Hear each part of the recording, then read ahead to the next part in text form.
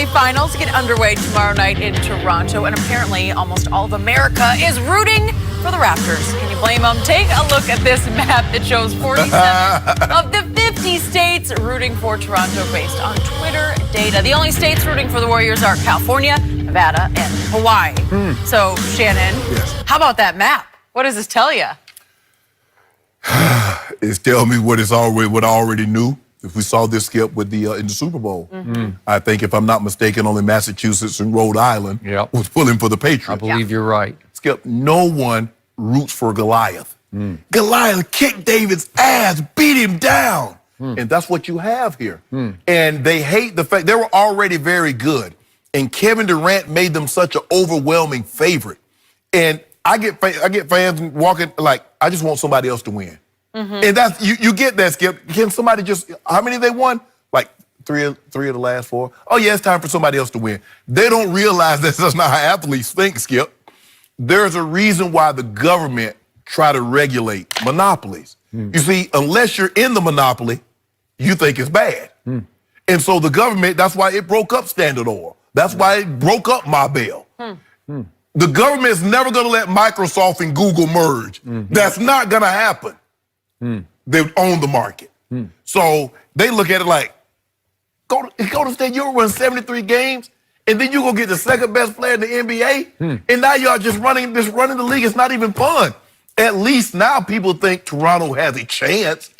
I don't think anybody would have been, even though they're overwhelming favorites still, Skip, but it might have been minus 600 had Kevin Durant played for the Raptors for you to make some money on betting on Golden State. So that's what it is, Skip. People are just tired of the same team of winning, and so they're like, you know what? I'm tired of Golden State. Let somebody else win now. I thought people love Steph Curry, even outside the Bay Area. I thought they the do, world but they don't loves want to win Steph. anymore. No? He don't want enough. That's what they're saying. He's won enough? Yep. Okay, so let's step back and think about this. Golden State lost the best player on the planet to injury, and they also lost the second best center in the league to injury. He's maybe coming back, DeMarcus Cousins. Kevin might or might not, we don't know, but they both have been lost. And you would think that would create a little bit of national sympathy for the old Warriors, the 73-9 Warriors, that now are handicapped without two of their best players. And Iggy, we don't know the status of Iggy. We don't know. He has a strained Achilles, and it could bother him. It could flare. That's true. That's a good one. And he's obviously a former Finals MVP. Correct. Yet the world is rooting for the Toronto Raptors. All of American states except those three. California, Nevada, and Hawaii. Hawaii. North. So all those red states over there, and they're not like political red Not red. states. They're just red. They're Toronto red states. Yes. But Toronto is across in Canada, Yeah. right? So they're all rooting for Canada, right? That just goes to show you, Skip, and it's north. But I'm saying we'd rather root for, because they're tired of Golden State winning, we'd rather root for Canada than somebody here. Okay. Again, I'm going to say this one more time because it's the truth. The man who hit the luckiest shot in playoff history is also the luckiest player in playoff history because he's been blessed to fall into the perfect right place, right time in Toronto. Who knew in Toronto, where Masai Ujiri is one of the best GMs in basketball, and he continued to beef up that team around number two by acquiring Marc Gasol at the trade deadline. Correct. Was that not a sweet move? Very. It helped. Yes. Because he's a former Defensive Player of the Year, and he's been in so many big battles on big stages. He knows how to play. He took, like, what was it, 2 shots the other day, 2 threes, and he made both of them? Skip, you remember that game they played against, he hit the game winner against your San Antonio Spurs one year. He sure did. No, he did. He knows how to do this at this level. Yep. He's not afraid of any of those moments. Nope. So all of a sudden, LeBron has gone west, which opened up the East, and all of a sudden, right on schedule, because a lot of this has to be meant to be. Right. In fact, Golden State's first run past LeBron in, 2015? Remember, they kept playing teams that had just lost their point guard, Drew Holiday, and then we could just go right through the list, right? Everybody kept getting hurt all the way up to Kyrie and Kevin Love. And so it felt a little bit of an asterisk about you lucked into it. Well, in this case, I don't know what happened to Joel Embiid, but I love Joel Embiid, and you were with me. He was the best player in the East through the regular season. And then all of a sudden, he has 2 viruses. I don't know how you have 2 at once, but he's got 2, and he's got bulky knees. And I kept saying, does he have the knee flu? I don't know. But he was not himself. Correct. And it opened another door for number 2 to step through. And then here came Giannis, and you don't agree with this, but the point was, he disappointed. He lived down to his reputation instead of living up to it, right? I thought he got exposed. He couldn't find a way through that big steel door in the middle of the lane to swoop to the hoop. Right. And all of a sudden, Milwaukee looked lost against number 2's team. And so here he goes. And that's why I keep telling you, it feels to me as a Spurs fan like crime pays, because he's benefiting from quitting on the Spurs, on the classiest organization in sports, to being in the catbird seat in Toronto. Right. How did you do that? Where did this come? Like, it's blowing my mind, and it's becoming my worst nightmare, because he is position A.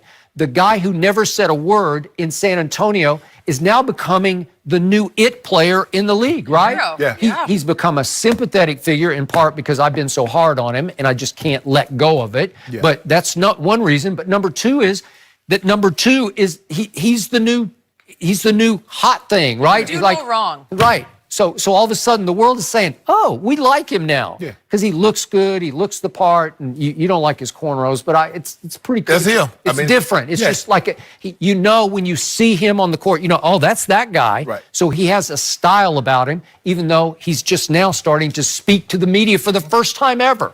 He's 8 years in the league, and this is the first time I've even heard his vocal cords before. Yeah. Really? It is, Skip, but we like winning, but not too much. You know what I'm saying, Skip? I'm going to give you a little bit, but not too much. Yeah. And people are starting to like, this is too much. I mean, you got Steph, you got Clay, you got Draymond, you won 73 games, and then you go sign KD, and you went back-to-back, and it really wasn't even close. You went 4-1, you went 4-love, and now here we go again. Let somebody else win. It's just like the Patriots. I mean, the Patriots work their tails off just as hard, if not harder than anybody they meet. But it's like, man, Tom Brady, I mean, how many more rings does he need? He already has 6. That's the way fans, that's the mentality of a fan. And yet I keep telling you, I'm not a Patriot fan. Obviously, I'm a Brady fan. Right. It's a privilege for me to watch this guy at 41 do it again. Right. We saw the stat the other day from Pro Football Focus that he was rated the clutchest player in football at age 41. Right. And he certainly clutched in the 2 playoff games leading up to the Super Bowl. Yes. And then I sit back and say, what an honor it is to get to watch this guy. But the world is like, we're out. But see, that's what hardliners do. You are a devout fan. I am. And most of the casual, they're like, I just want to see somebody else win. Yeah. They don't look at it, it's a privilege to see that you get an opportunity to see somebody three-peat, do something, win 4 out of 5, something only the Russell Celtics had done. Yeah, that's true. Even the Shaq and Kobe Lakers didn't win 4 out of 5. Yeah. The Bulls didn't win 4 out of 5. So this is an opportunity, but people don't look at it like that. I just want to see someone else other than Golden State win the basketball title. And I think a lot of those fans in all those red states are swinging a double-edged sword because they're sick and tired of Golden State, but they were already sick and tired of my Spurs. Right. They got sick and tired because they kept winning, broccoli. and they were broccoli, okay? Yeah. I got it. Interesting, yeah. And again, I appreciate the Spurs because they do play beautiful basketball, Right. but a lot of people don't want, it's not exciting enough to them. I'm saying, Ginobili's not exciting? Well, he's from Argentina, and so he didn't play that great for all those states over there. Right. So the point is, they're saying, aha, we're getting even with Golden State and with San Antonio because he left San Antonio, and now we get to really root for him because he's no longer a Spur. Yeah. Congratulations. Way to go. What about Kevin Durant? Do you think he plays in this? How do you think the public feels about him? Forget Golden State notwithstanding. You know a lot of people. If you were to take a poll, do you think, how do you feel about Kevin Durant? Probably 55, 60% would have a negative view of him joining. Because I got to tell you, I like Kevin, but he is hard to like on a daily basis. Yeah, Am I not right? Right? Yeah. Does he not rub you the wrong way? Like he's always upset about something. Right. He's always being thin-skinned about something. After a while, it just turns the public off. Right. And as much as people like cute, cuddly Steph, to see his wife Aisha and the 3 little kids, Kevin Durant is pulling them down. He is. I So would he's agree. making people root against Golden State. Yeah. That public, perception of KD versus Kawhi is fascinating, and how quickly it has changed for Kawhi. It's like what you said, Skip. I mean, it's he can do no wrong. I've never seen it. He's Oh, lucky why? to He's a good guy, good situation person, that good has person, just- humble. He don't cause no problem. He just want to go out there and play. is He a said it's never win-win. about me. He says anybody that knows me knows it's not about me. It's about the team. He not only caused the biggest problem in the history of the San Antonio Spurs, he caused the only problem. They've never had a problem player in their history until that guy. Skip, the man tried to tell you the tooth was hurt. You didn't want to give him attention, so he had to take the tooth out, which We're not means he getting had to into leave. that right now, He had to Shannon. extract himself. That's what they call it in dental terms, extraction. He Well, had Shannon- a thigh Extraction. bruise. Yeah, exactly. thigh bruise. Can't go into that right now. And since you brought up the fans, perception of Kevin Durant, maybe though he has played his last game, as a Warrior. That's a possibility Yep. right now. Rick Bucher is Here here, we so we're go, going to get Mr. Inside. his info next.